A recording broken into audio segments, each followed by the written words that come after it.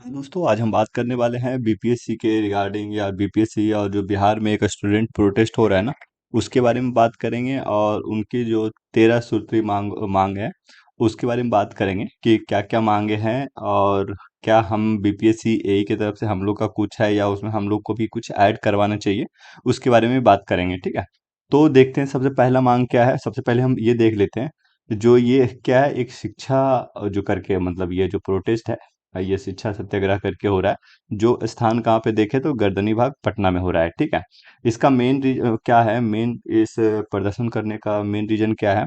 बिहार में जो भी है ना शिक्षा व्यवस्था और इसके व्यापक रूप से कमियां को दूर करने के लिए, मतलब बहुत सारे एग्जाम होते हैं कि कहीं ना कहीं कोई ना कोई प्रॉब्लम होता है, कहीं पेपर लीक होता है।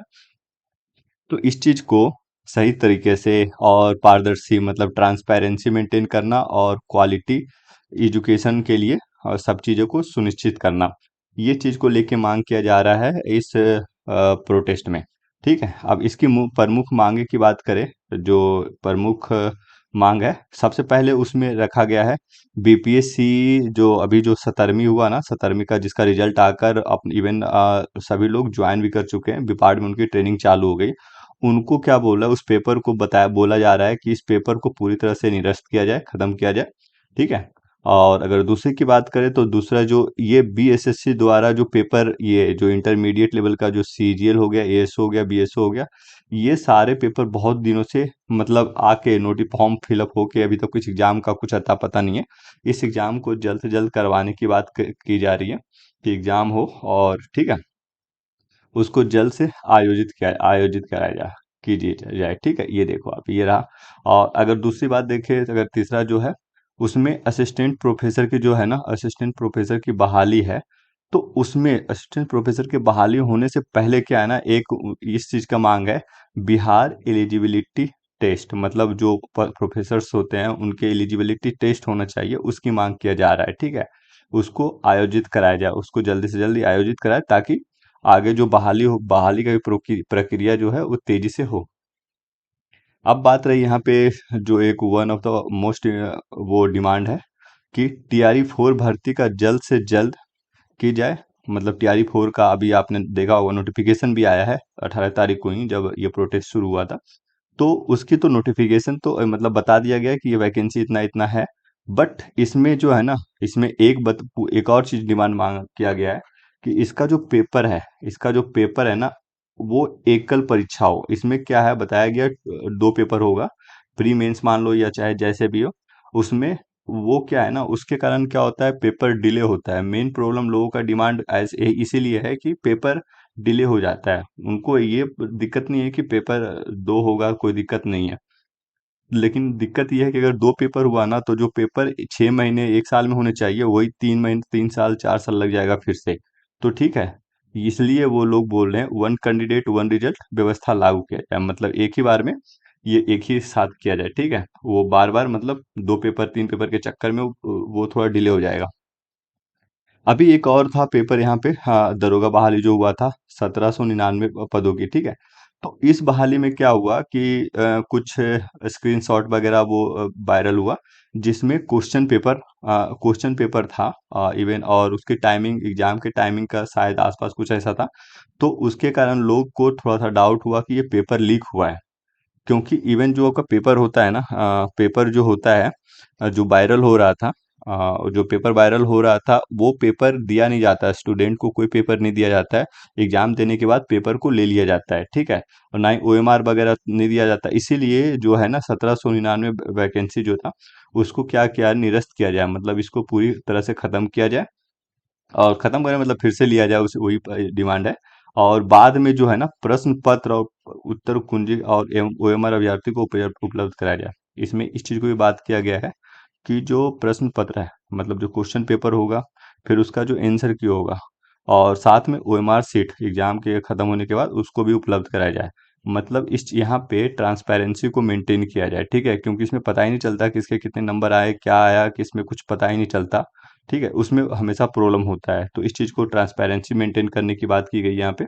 और एक चीज़ और देखो आप, यहाँ पे जो बीपीएससी द्वारा आयोजित, आपने देखा होगा जो एईडीओ का पेपर था, हाँ, एईडीओ का पेपर था ये, बीपीएससी द्वारा जो आयोजित किया गया था, किस चीज़ का पेपर, एडी और सैनिटरी का। ये दोनों पेपर लीक होने के कारण क्या हुआ कि इस पेपर को कैंसिल करना पड़ा। पहले तो पेपर हुआ था एईडीओ का, उसके बाद सैनिटरी का। इसमें दोनों में पूरी तरीके से पाया गया था कि पेपर को लीक हुआ है। उसके कारण ये क्या किया गया, कैंसिल किया, रद्द किया गया पेपर को।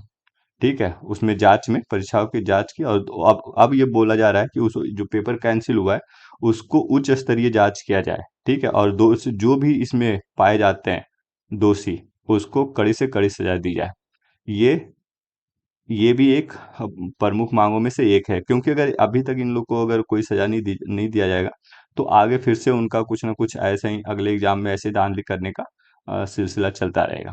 ठीक है, और अगर अगली बात करें, अगली जो डिमांड है, यहाँ पे आप देखें, इसमें क्या बोला गया है, जो सीएसबीसी द्वारा आयोजित सभी भर्ती जो सीएसबीसी द्वारा आयोजित सभी भर्ती परीक्षा को क्या किया गया है, उसमें प्रश्न पत्र के बाद, अच्छा ये पेपर जो होगा ना, वो सेम जैसे 1799 वैकेंसी है ना दरोगा वाली, सेम वही वाला है। प्रश्न पत्र, उत्तर कुंजी, ओएमआर सीट को उपलब्ध कराया गया है। मतलब यहाँ भी सेम चीज की बात किया गया है, ट्रांसपेरेंसी को मेंटेन किया जाए। ठीक है, क्योंकि जब तक किसी को प्रश्न पत्र नहीं दिया जाता और उसका आंसर की नहीं दिया जाएगा और ओएमआर का मतलब कुछ पता ही नहीं होगा, तो उससे पता नहीं चलता कि कितना नंबर आ रहा था, क्या है, कुछ भी नहीं पता चलता, डायरेक्टली रिजल्ट दिया जाता है। तो यहाँ पर भी सेम डिमांड है, मतलब ट्रांसपेरेंसी को मेंटेन करने की बात कर दी जा रही है। यहाँ पे देखो, 18 वर्षों से लंबित, ये जो लाइब्रेरियन की बहाली है ना, 18 वर्षों से अभी तक नहीं हुआ है। तो इस वैकेंसी को भी जल्द से जल्द बहाली करने की मांग की जा रही है। और जो लेखपाल की बहाली आती है, वो भी अभी तक 4 वर्षों से 4 ईयर से नहीं आया है, तो उसकी भी बहाली लंबित है, तो उसको भी किया जाए। ठीक है, ये लाइब्रेरियन की बात हो गया। और अगला बात करें, तो जो बिहार में आयोजित सभी, ये जो इसमें आयु जो है ना, अधिकतम आयु का जो मांग है, अभी क्या हुआ है, कुछ एग्जाम हुए हैं जिसमें उसका एज लिमिट का कुछ पता ही नहीं चल रहा है। बहुत ज्यादा दिया है, 55 54 कुछ ऐसा कुछ है, आया है। तो उससे क्या हुआ ना, प्रॉब्लम क्रिएट हो रहा है, जिसके कारण यहाँ पे ये डिमांड किया गया है कि जो आपका मैक्सिमम एज लिमिट हो, वो 45 ईयर हो।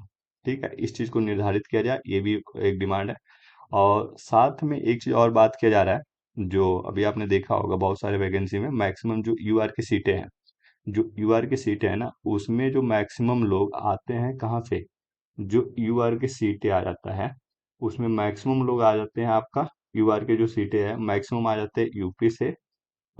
ये आपका इस बार भी देखना, आप टॉपर कहाँ हरियाणा से हैं या कोई बाहर का दूसरे स्टेट से ही रहते हैं यहाँ पे। ठीक है, मैक्सिमम ज्यादातर यूपी से आते हैं। तो उसमें क्या होता है, वो कुछ झारखंड के भी लोग आ जाते हैं। तो उसमें क्या है, यहाँ पे डिमांड किया गया है, जो जितने भी सभी प्रकृति मतलब हो, उसमें क्या हो, 85 डोमिसाइल नीति लागू की जाए।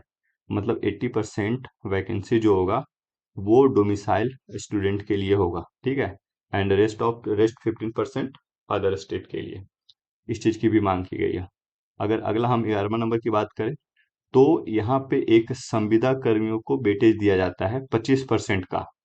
लेकिन एक चीज मैं बता दूं, यहाँ पे मैक्सिमम लोग कंफ्यूज करते हैं ये 25%। लेकिन ये इस पे इस तरह से कंफ्यूज कर रहे हैं ना कि 25%, लेकिन अगर एक्चुअली जब आप यहाँ पे देखोगे, तो 25% नहीं, 33.33% है। वो किस तरह से, मैं आपको दिखाऊंगा एक अगले वीडियो में बनाकर, इसको मैं प्रूव करूंगा किस तरह से है।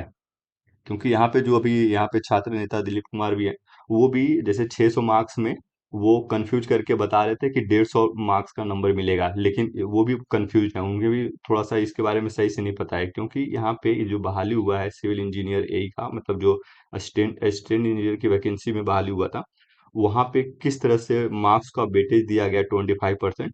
तो उस अनुसार से हम लोग को बेटर पता है इस चीज को लेके। ठीक है, तो इसके बारे में बता सकते हैं हम सही से। और अगली वैकेंसी इसको वाली क्योंकि यहाँ पे जो वेटेज दिया जा रहा है ना, वहां पे उसको खत्म करने की मांग की गई है। प्लस अब यहाँ पे क्या है, भर्ती परीक्षा में जो वार्षिक कैलेंडर होना चाहिए, क्योंकि आपने देखा होगा कैलेंडर आता है लेकिन उसमें कुछ ऐसा नहीं एक्सप्लेन किया जाता है। अभी भी देखे होंगे बीपीएससी कैलेंडर में, जो एग्जाम ऑलरेडी पहले क्लियर हो चुका है, ज्वाइनिंग हो चुका है, उसका कुछ नामो पता नहीं होना चाहिए, उसके बारे में अभी भी दे के रखा है। बट यहीं पे जो अलग अलग आगे वैकेंसी आने वाली है, ठीक है, उसके बारे में कुछ बात ही नहीं किया है। ठीक है, ना है डेट, ना है कुछ भी नहीं है। तो ये सब चीजें के लिए ये सख्ती से पालन किया जाए, मतलब कैलेंडर है, अलग टाइम पे कैलेंडर आए, और जो भी एग्जाम होना हो उस चीज को अच्छे से कराया जाए। ठीक है, इस चीज को देख के। और बात करें ये बिहार के सभी भर्ती प्रक्रिया में जो पेपर लीक, धांधली और सेटिंग के खिलाफ कठोर से कठोर कार्रवाई की जाए। मेन तो यही प्रॉब्लम क्रिएट करता है ना हर एग्जाम को लेके, क्या है कि जितना भी प्रॉब्लम क्रिएट हो रहा है, ये जो पेपर लीक, धांधली और सेटिंग वाला काम चलता है, इसी के कारण सारा पेपर में कुछ ना कुछ प्रॉब्लम आता है। तो इस चीज को भी जल्द से जल्द खत्म करने की मांग की गई है। और मतलब जो भी इसमें पाए जाते हैं, उनको कड़ी से कड़ी कार्रवाई की जाए और वो तुरंत एक्शन लिया जाए। ऐसा नहीं कि हाँ चल रहा है, चालू साल में केस चल रहा है, ठीक है, उस चीज पे नहीं, मतलब फास्ट ट्रैक से कुछ ऐसा रूल बनाया जाए ताकि इन लोगों को कार्रवाई की जाए। ये टोटल 13 वो 13 सूत्री मांग है, जो भी वहाँ पे अभी प्रोटेस्ट कर रहे हैं। ये कॉल किसके अनुसार, ऑल इंडिया स्टूडेंट यूनियन जो है, निर्देशक इसके जो है ऑल इंडिया स्टूडेंट, ठीक है, ये लोग वहाँ पे जो प्रोटेस्ट कर रहे हैं, उन लोगों की तरफ से इस चीज की मांग, 13 सूत्री मांग रखा गया है। ठीक है। तो